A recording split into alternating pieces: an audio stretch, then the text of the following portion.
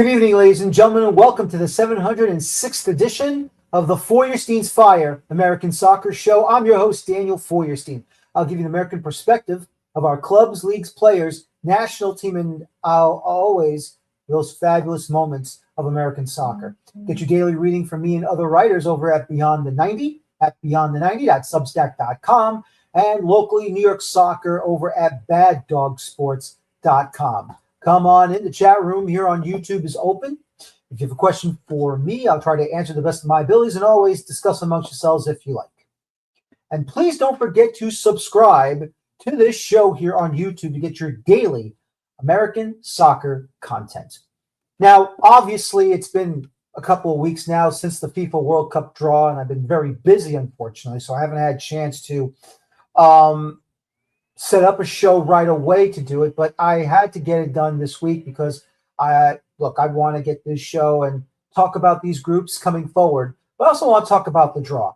And, just recently, and I haven't finished it yet, but obviously here on YouTube, very interesting. Anytime you download YouTube from the internet, you type up the search engine, youtube.com. What is the first thing all of a sudden I saw? The 1994 World Cup draw that was held in Las Vegas, Nevada. And the hosts was former, of course, he's not with us anymore, the oldest teenager in American music history or DJing history. The grateful, the wonderful Dick Clark was one of the two hosts who was there to talk and be the MC, one of the MCs of the draw over in the Las Vegas Convention Center. And just to see him remembering what he did, American Top 40 on the radio, American Top 10, of course. Well, that was actually more Casey Kasem, actually. But, TV's bloopers and practical jokes, game show hosts like the $250,000 pyramid, regular bloopers, and many, many other times as an executive producer for the American Music Awards, and many, many other fabulous television shows and programs that he was involved with. Just wonderful to know that, he was one of the hosts for the World Cup draw back in 1994. And joining him on the stage to be also a host or a presenter for that World Cup, the actress Faye Dunaway. Amazing what they did together to bring the biggest, the brightest, and the amount of people who came to watch this draw, not just on television in the United States and from around the world, but to watch these people who we have seen so many times, either on our television sets, the silver screen in our movie theaters, to go out on that stage, standing one by one in front of each and every pot with the teams in those balls. At the time, 6 groups of 4. And who was the draw master? None other than Sepp Blatter, who looked a lot younger than what he was as president of FIFA, that's for sure. And of course, then the president of FIFA, João Havelange. But that moment signaled that football, soccer, finally has come to fruition. And at the time, the German president of football in Germany held the World Cup trophy, handed it to the FIFA president, João Havelange, who then handed it at the time to then U.S. Soccer president, Alan I. Rothenberg. And to see him standing proudly accepting the trophy as the host nation to say, welcome to the United States. We're here for a great World Cup, and we all know it's going to be excellent here. Everyone will enjoy themselves. But to see the level of pride from Alan I. Rothenberg to bring the World Cup to the United States finally, after so many opportunities that Europe and South America and even Mexico hosting it 2 times, it finally came to the United States in the summer of 1994. For myself, just getting into or back into this sport, of course, look, I'm always a baseball fan, following the Yankees, an American football fan. I know my team's not doing well at the moment, but still, I'm dedicated to my football team, the New York Jets of the National Football League.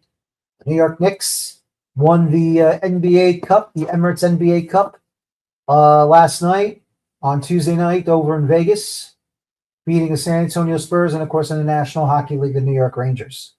And that year in 1994, it was the New York Rangers who won the Stanley Cup. And my excitement. And I said to myself, after the Rangers won the Stanley Cup in 1994 over the Vancouver Canucks, well, if the Rangers can finally win the Stanley Cup after 54 years, then why not U.S. Soccer, our U.S. men's national team, win the World Cup in the same summer? Unfortunately, that didn't happen. That ended up going to Brazil, beating Italy in a penalty kick shootout. But still, though, advancing out of the group, going to the second round, round of 16, unfortunately, falling to Brazil by a 0-0 while up a man. Those are the breaks. That's football. At the time, that was the furthest they've gone since 1930 in the FIFA World Cup when it first got started, where it wasn't 32 teams and it wasn't 48 teams. It wasn't even 16 teams, even though they wanted 16 teams. It was a very small amount. I would say about, I think it was 12, 13 teams, because some teams either declined invitation and those that were trying to go. Of course, back then in 1930, the airline industry was not created. If you wanted to go from the United States to Europe, you had to go by luxury liner. And of course, across the country in the United States, rail, passenger rail, the railroad was the only means of transportation outside of the little jitterbug cars made by Henry T. Ford. So you see the differences that happen today, what's happened back in the day, airline travel, computer generation, slowly coming into play, but still doing it the old-fashioned way, going into 4 pots, spinning it around, pull out a ball, present the team. The first pot was for the seeded teams, but the United States did not go directly into Pot A in 1994. No, it was Germany that went to Group A. There was no automatic positioning in 1994. If you got picked, you were put there. And if you were in pots 2, 3, and 4, you were determined which group to go into if there was no confliction. So times have changed from 1994, and soon, very, very soon, this show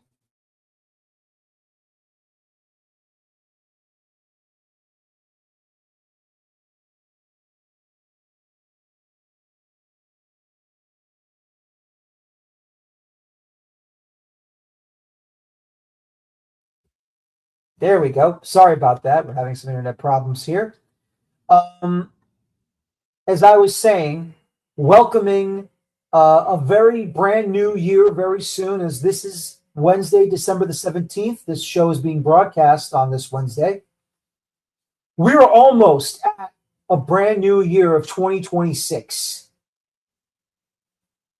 And when we get to the new year, then the pressure really winds up. Because we have a March international window. And 9 out of 10 is mostly international friendlies, with the exception of the European playoffs and the intercontinental playoffs, as they call it now, the interconfederational playoffs, for those 2 extra spots. And they will be performed in the March international window. So we have ourselves a lot of fun, a lot of excitement. We'll finish off these league seasons. Of course, Major League Soccer will take their break for the World Cup around the middle, towards the end of May of this upcoming season. Go to the World Cup. And then once the World Cup is over by middle of July, MLS will restart their season. But as I was saying, once again, this is the excitement. This is the fun. This is what we're all expecting. And at the same time, I can't wait till we get to this coming June, July, that we can have conversation about the FIFA World Cup. Talk about the matches, the excitement of these games across the United States, in Mexico, the East Coast and the West Coast of Canada, and Toronto and Vancouver, Monterrey, Mexico City, Guadalajara, New England region, the Meadowlands in New York and New Jersey, Atlanta, Miami, Houston, Kansas City, Seattle, the Bay Area, Santa Clara, Inglewood, just outside of Los Angeles, Philadelphia, Pennsylvania. We are going to have ourselves a grand old time this upcoming summer for the FIFA World Cup in 2026. It is exciting. It's a lot of fun. I can't wait for it. I know you can't wait for it. We're going to have some fun here, folks, and it's really going to be exciting. Well, ladies and gentlemen, let me tell you about this segment's sponsor. It is Dino Loves the Energy Drink. When I need that extra kick to power through match analysis and late night transfer rumors, there's only one drink that delivers authentic Italian energy, and that's Dino Luzzi. Crafted in Italy with the same passion I bring to this show, because real energy comes from real ingredients, just like real soccer talk comes from real insiders, and that's Dino Luzzi. So, December the 5th on Friday, the World Cup draw for 2026 was held at the Kennedy Center of the Performing Arts in our nation's capital of Washington, D.C. The hosts were Heidi Klum and Kevin Hart. And on the stage, to pull the balls out of those pots, former 6-time Super Bowl champion Tom Brady, 4-time Stanley Cup champion of the National Hockey League Wayne Gretzky, 3-4-time NBA champion Shaquille O'Neal, current New York Yankees right fielder and captain of the Yankees, Aaron Judge. They all pulled balls out of 4 pots. And 12 groups of 4 to an expanded 48-team roster of 48-team groups, 12 groups of 4 each, 48 teams, getting ready for the FIFA World Cup for 2026. And these are the results that came out of that afternoon in our nation's capital that we all watched, either through English language on Fox Sports or Spanish language through NBC's Telemundo. And here we go. Once again, here are those groups. First, groups A through D. And Group A, of course, one of the tri-hosts, Mexico, as they're going to be in Group A with South Africa, South Korea or Korea Republic, and the one of the four teams in the UEFA playoff in Group D, UEFA playoff pathway D, of either Denmark, North Macedonia, Czechia, and the Republic of Ireland.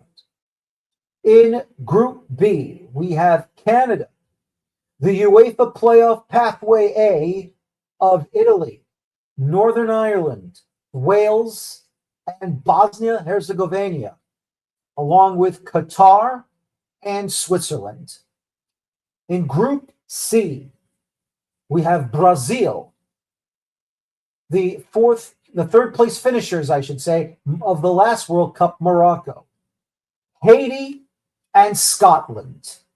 In Group D, the other tri-host, us, the United States of America, Paraguay, Australia, and the UEFA playoff pathway C of Turkey, Romania, Slovakia, and Kosovo. Group A. Depending on who gets out of the UEFA playoff pathway D, I believe one of the four European sides will be advancing to the round of 32. And don't forget now, with a 48 team field, we now have the round of 32 added on. So it's no longer 7 rounds to get to the final and win the World Cup. It is now 8 rounds to get to that little golden trophy. Mexico, while many will say that they're going to be tough because they're one of the host nations and they'll be playing at home in either Mexico City or in Monterrey or in Guadalajara, I don't know, because South Korea has really looked strong for a very long time, especially with Son Heung-min on LAFC. And anytime he's on the national team, he does an extremely wonderful job scoring goals. South Africa, back in the World Cup, I just have a funny feeling they may threaten, but I don't see them really going into the round of 32. But once again, there will be third place finishers that may advance, so you never know. So for now, I would definitely go whoever takes the UEFA playoff pathway D winner. And I'll be honest with you, I don't know who will be one of the four. We could have an upset, so I'm not going to predict one of them, but at least one of those four clubs, or those national teams, I should say, will be in the round of 32. And so will South Korea. Can Mexico have a chance? I think so. If they can hold on and be that third place finisher and be one of the lucky ones, we'll see what happens. Group B, once again, Canada, Italy, Northern Ireland, Wales, Bosnia-Herzegovina from UEFA playoff pathway A, Qatar, and Switzerland. Obviously, Switzerland will definitely advance to the round of 32. I believe Canada can advance out of their group as the host nation, one of the 3 host nations. And, you know, the pathway A, listen, I am not going to be selecting any one of those 4 to advance into the World Cup group. I want to watch and wait and see what's going to happen. But I'll say this for Italy, if they lose to Northern Ireland, or if they defeat Northern Ireland but lose to either Wales or Bosnia-Herzegovina, that will be another embarrassment for the Italians that will not qualify for the 3rd consecutive World Cup cycle. They've done it now twice. If they don't qualify for a third time, heads will roll in the Italian FA. So we'll see what happens. But I will say this, it's going to be an interesting situation. Group C, Carlo Ancelotti running now the boss of Brazil. Normally, I would go with Brazil getting out of the group, and normally when it's World Cup time, they'll do it. I think they'll barely get out of it because Morocco has been strong and they're very dangerous. So I would expect Morocco to take the top spot out of Group C. I think Brazil will barely qualify for the round of 32. Scotland or Haiti, depending on what Haiti does, and I don't want to poo-poo Haiti. Look, they may sneak in, you never know. Scotland, on the other hand, they're gonna have to really have their eyes peeled. They probably will defeat Haiti. They may have problems with Morocco, but if they find a way to get Brazil and get a result there, and that pushes them into the knockout stage, then good luck to them. But Scotland really needs to have a damn good match first against Morocco, and of course a damn good match against Brazil. Haiti, I think they'll defeat Haiti. I think they'll be better than Haiti. But, depending on what they do with Brazil and Morocco, Scotland could be on the outside looking in. And then we go to Group D for the U.S. men's national team. Now, look, it's a friendly. You defeated Paraguay. You defeated Australia. It is a friendly. But still, when it's World Cup time, these nations know how to put the foot on the gas pedal. And not just to talk about Paraguay and Australia, but we also have to look at the UEFA playoff pathway C teams. I will say this right now. Turkey, or if you want to say Turkey still, it's fine. I am not going to berate you. To me, Turkey, they're the strongest of the four. Being of Romanian and Hungarian descent, obviously, I'm hoping for Romania to pull off an upset, but I just don't see them doing it. But if they do, and they catch them off guard, and they find a way to steal it, well, then that position is up for grabs. And it depends on what goes on in the match between Slovakia and Kosovo. But for now, Turkey, to me, will win UEFA playoff pathway pathway C, and they will enter they'll enter Group D along with Paraguay and Australia. So I'm expecting a tough matchup. The United States will play Paraguay first, then they'll face Australia, then the winner of UEFA playoff pathway C, and that should be exciting. That should be a lot of fun. Next, we go to the next groups of four, E through H, and here they are right now in Group E. Germany, Curacao, the Ivory Coast, or as they say in French, the Côte d'Ivoire, Ecuador.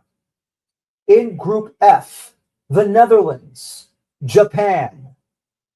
UEFA playoff pathway B between Ukraine, Sweden, Poland, Albania, and Tunisia. In Group G, Belgium, Egypt, Iran, and for the very first time, a permanent bid for Oceania, New Zealand. In Group H, Spain, Cabo Verde, Saudi Arabia, and Uruguay. First to Group E. Now, obviously, normally I would give Germany automatically going to the knockout stage. Ecuador looked very strong as well. and I could see them going too.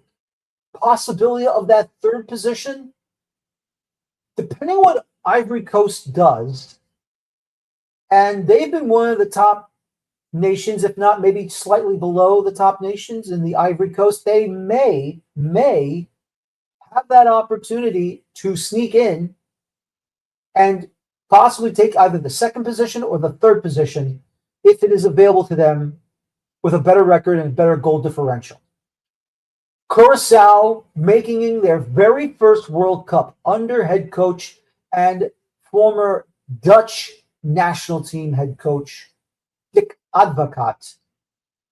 While I think they're going to get blitzed out by the Germans, still though, they may make it a game because Dick Advocaat is that crafty of a manager, and he will definitely make sure his players will be playing their best football out there, and it should be exciting and should be a lot of fun. Group F, the Netherlands, I think they'll make it. Japan, I think they'll make it.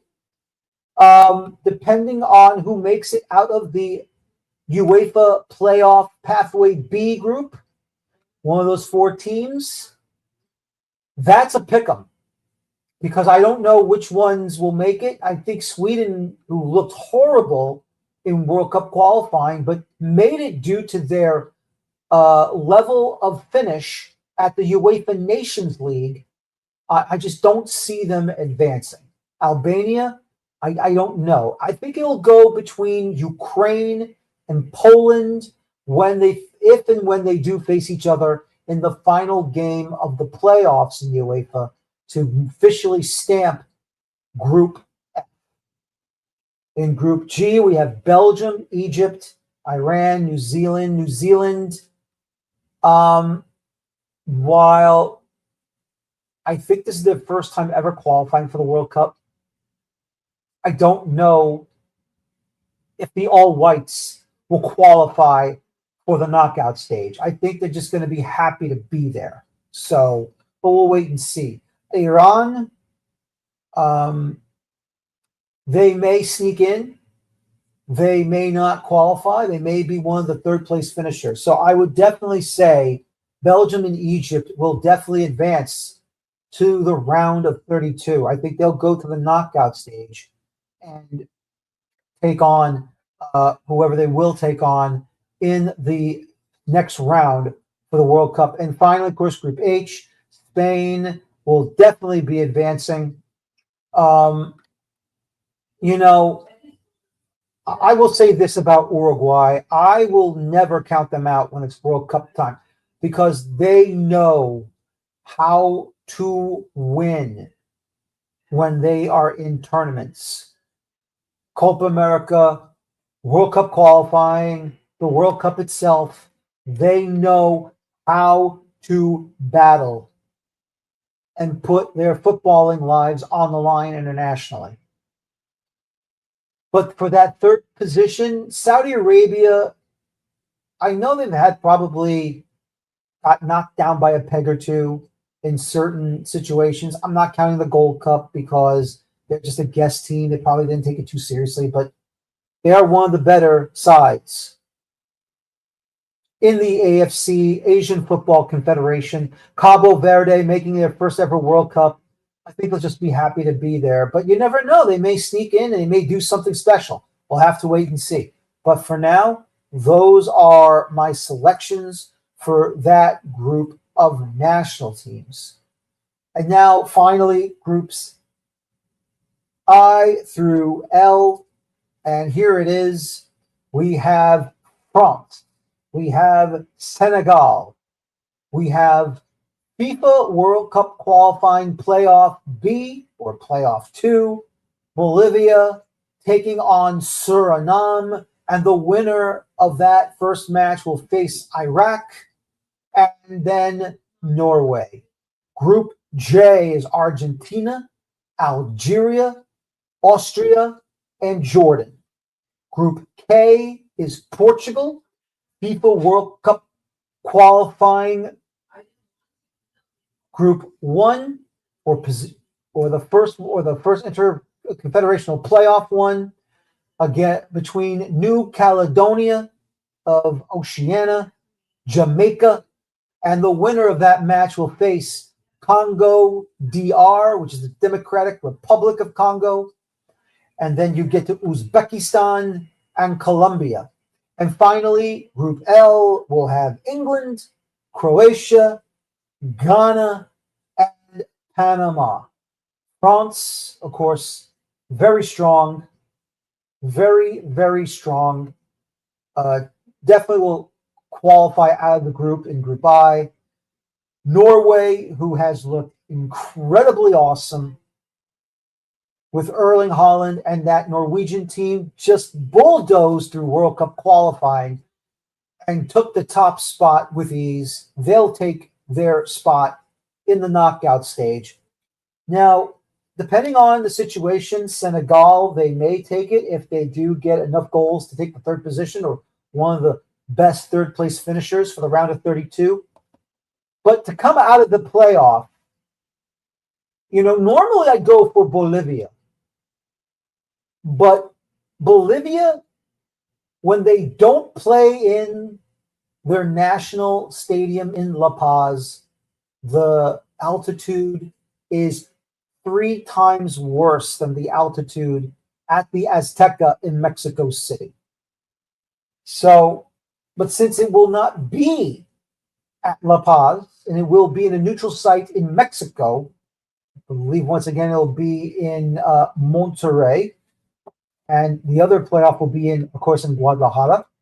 I would like to see Suriname do the upset, knock off Bolivia, face a tough Iraq team, but if Suriname can knock off Bolivia and Iraq, then we will have 3 Dutch nations in the World Cup. We have 2 right now with the Netherlands and Curacao, but I would love to see Suriname do the unthinkable and make it 3 for 3. So we'll see what happens there. The defending World Cup champions, along with Lionel Messi, Argentina, they'll be going into the knockout stage. And then it's a toss-up between Algeria, Austria, and Jordan. I don't know which one of these 3 will make it to the round of 32. Will they also be enough to do enough to take on and advance for that second position and or possibly one of the best third place finishers for the round of 32? That I don't know. Austria, it's a wild card. Algeria is a wild card. Jordan is also a wild card. So we'll see what happens there. In Group K, obviously Portugal will advance to the round of 32. Colombia will advance to the round of 32. Uzbekistan, that's a toss-up. And depending who gets out of this one, good luck to New Caledonia. I just think they're going to get crushed by Jamaica. But then we'll see what happens between Congo DR and Jamaica. That one is more of a toss-up for me. Even though some will say maybe Jamaica will get it. But listen, these African nations, these African national teams, they are not a soft side. They will find a way to knock off Jamaica. So for now, I say New Caledonia, you tried, you're going to get knocked off. Jamaica, Congo DR, that's the toss-up. But if New Caledonia comes out of nowhere and pulls off an upset against Jamaica and Congo DR, look out below. I don't know what they'll do if they make it to the group stage. But for now, if they surprise us all, there you go. And finally, Group L, England, Panama, Croatia, Ghana. Depending on the magic that Ghana has, they've done magical things in the World Cup. I really think Ghana is going to be on the outside looking in. I think Panama will be on the outside looking in. England, Croatia, they'll battle each other, but afterwards, one of these 2 will advance, or both of them, they'll both advance into the knockout stage. But if you want to say, who do you, I think, may make it to the best third place finishers for that round of 32, call me crazy, but I'll go with Panama and Thomas Christensen running the national team and putting Panama in a position to make it into the round of 32 if they can make one of the three best third place finishers for the round of 32 of this upcoming World Cup. So there you have it, ladies and gentlemen. That's my position. That's my selections for who's going to go to the World Cup round of 32, who's going to get in and get out. And we'll see what happens when the whole shebang starts this coming June. We're going to all watch it. Fox Sports, Fox Sports 1, foxsports.com, English language, Telemundo, Spanish language, and NBC's Peacock. Should be exciting and a lot of fun. And before I finish off talking about my predictions for reviewing these World Cup groups for this upcoming summer, I have something to say to Rio Ferdinand, and he'll probably not watch this, but I don't care if he watches it or not. I have a bit of a gripe to let him know about it just for 1 second.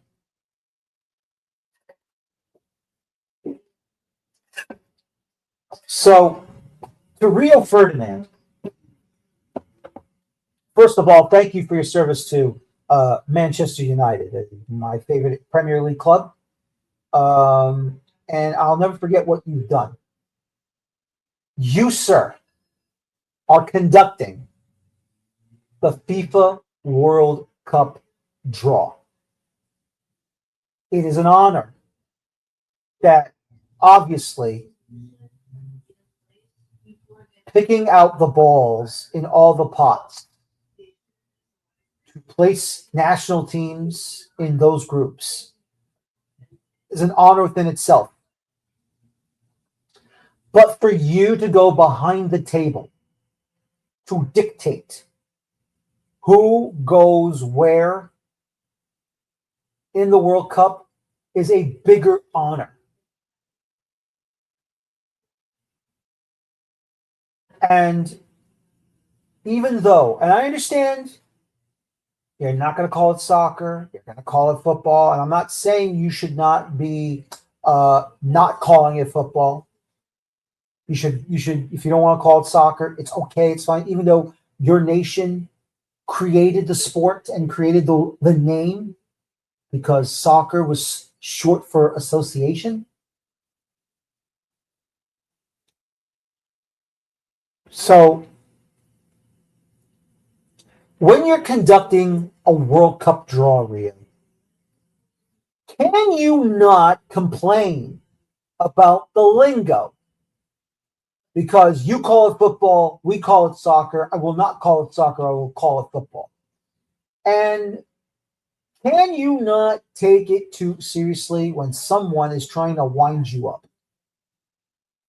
We're all trying to have a little fun here. The wars are over. You're not playing anymore. You're done playing on the football pitch. You're done playing on the soccer field, Rio. Calm down and enjoy yourself. If you're nervous because it's a big undertaking, I understand. I completely and utterly understand why you were upset or nervous about doing the table at the World Cup draw, because it's a huge honor.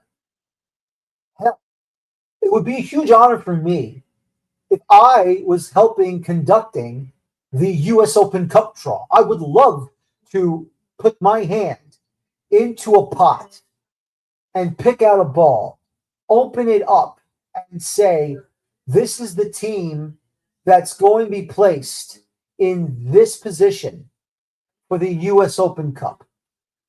I would be ecstatic if I can do that. If I can open up an envelope and just do that and say, here's the logo of the team hosting the game or being the visitors of the game, I would be jumping for joy. I would love it. I would go right away to CBS Sports Network's Galazzo Network studio, and I would just love opening up an envelope and showing the logo of a club in whatever round they would do it in. Or if it's a ball, do that too. I would love it. I would enjoy it. I would just be ready to freaking go. I would love it. I can't, unfortunately, but if I was given the opportunity, I would do it in a heartbeat. If I get called in and say, hey, listen, would you like to come to England and pull out a numbered ball and announce who's the home team or the road team for the FA Cup? Hell yes, I would do it. Hell yes. But Rio, you're on our soil, sir. Call it soccer. You don't want it? Fine. But do it and grin and bear it. No complaining, sir. You can complain after or when you get back home. But don't complain in front of a bunch of Americans, please. Could you? Or Canadians, New Zealand, Australians, they also call it soccer. You English called it soccer. You started it, period. But that's all I can say. That's all I can say. That's all I can do. And hey, what are you going to do about it? Just don't complain, man. Don't complain. You're a great footballer. You're a great defender. You scored a goal here or there. Hard nose for Man United. Hard nose for the England men's national team. Good for you. You were on our soil doing FIFA business. Say the word soccer, Rio. Just say it. It's not that hard. Just remember, your brethren, England, created the word first. And you still call it Soccer Saturday on Sky Sports. So don't come crying to me about this crap. You're on our turf, sir. Shut up. Smile. Try to smile. Grin and bear it. And just tell the draw assistants where and who when you're when you're picking out the balls and put them into whatever groups. But I also say this new pathway situation that FIFA has done, I was expecting at least 12 pots for the other positions to be placed out of those 4 pots for those teams. That did not happen. Very surprised by it. But this new pathway has eliminated that part of the draw, and it was great to watch. It was a lot of fun. I really hope Tom Brady had a lot of fun. I really hoped Shaquille O'Neal had a lot of fun. Wayne Gretzky had a lot of fun, and Aaron Judge had a lot of fun. I'm really hoping they did, because it's really awesome to see professional athletes, even though they are not professional soccer players or professional footballers, but even though they're getting into the game, that's what we're all hoping for, and that's what we're all happy to see. So thank you to Tom Brady, to Shaquille O'Neal, to Aaron Judge, and Wayne Gretzky for doing your part in the FIFA World Cup draw and placing these national teams into the 12 groups of 4 for next summer's tournament. For the first time ever, 48 team groups. Let's go over it one more time, just so we all know what's going on. Group A, once again, Mexico, South Africa, South Korea or Korea Republic, and UEFA Playoff Pathway D of Denmark, North Macedonia, Czechia, and the Republic of Ireland. Group B, Canada, the UEFA Playoff Pathway A of Italy, Northern Ireland, Wales, Bosnia-Herzegovina, Qatar, and Switzerland. Group C, Brazil, Morocco, Haiti, Scotland. Group D, the United States, Paraguay, Australia, and UEFA playoff pathway C of Turkey, Romania, Slovakia, and Kosovo. In groups, second phase, Group E, Germany, Curacao, the Ivory Coast or Cote d'Ivoire, Ecuador. Group F, the Netherlands, Japan, UEFA playoff pathway B of Ukraine, Sweden, Poland, and Albania, Tunisia. In Group G, Belgium, Egypt, Iran, and New Zealand, or Iran, I should say, Iran. Group H, it is Spain, Cabo Verde, Saudi Arabia, and Uruguay. And the final four groups, France, Group I, France, Senegal, interconfederational playoff winner of either Bolivia, Suriname, or Egypt, and Norway. In Group J, the World Cup defending champions Argentina, Algeria, Austria, and Jordan. Group K, we have Portugal, that is FIFA interconfederational playoff winners of either New Caledonia, Jamaica, or Congo, DR, Uzbekistan, and Colombia. And finally, Group L, England, Croatia, Ghana, and Panama. Excitement, glory, fun. I can't wait. I know you cannot wait. We're going to have a lot of fun. It's going to be exciting. And it'll be this upcoming summer. Don't forget, March 2026 international window will be the UEFA playoff pathway playoffs and the FIFA interconfederational playoffs as well for those two spots to the FIFA World Cup. Ladies and gentlemen, thank you very much for watching me tonight. My name is Daniel Feuerstein.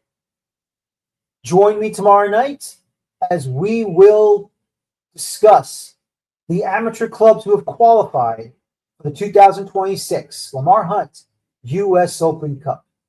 My name is Daniel Feuerstein. Thank you very much for watching me tonight. And as always, please, please, please, please, please enjoy your football. Thank you. Take care. So long. And have a good night. And bye-bye for now. Have a good night, everybody.